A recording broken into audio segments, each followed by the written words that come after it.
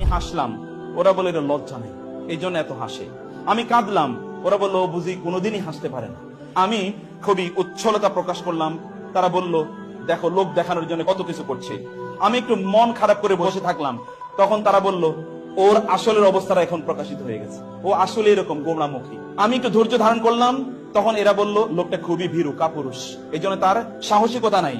যদি তার সাহসিকতা থাকতো, শক্তি থাকতো, তাহলে সে রিয়েকশন করতে, কিছু কথা বলতো। যখন আমি রিয়েকশন দেখালাম, আমি শক্তিমত্তা দেখালাম, তখন তারা বলল এই লোকটা আসলে দেখাতে চাচ্ছে যে তার অনেক অনেক কিছু আছে। আমি যখনই কোনো কিছু করতে যাই তখনই তার বিপক্ষে তারা কথাবার্তা বলে। তখন আমি বুঝতে পারলাম মানুষের সন্তুষ্টি এমন একটা জিনিস যেটি কখনো অর্জন করা যায় না, বরং আমাকে মানুষের সন্তুষ্টি অর্জন করার এই প্রতিযোগিতা বাদ দিয়ে আমাকে আমার নিজের কল্যাণের জন্য, নিজের কন্ট্রিবিউশনের জন্য, নিজের পজিটিভ চেঞ্জের জন্য আমার চিন্তা করা দরকার। মানুষ কি বলছে না বলছে এদিকে আমার তাকানোর প্রয়োজন নেই।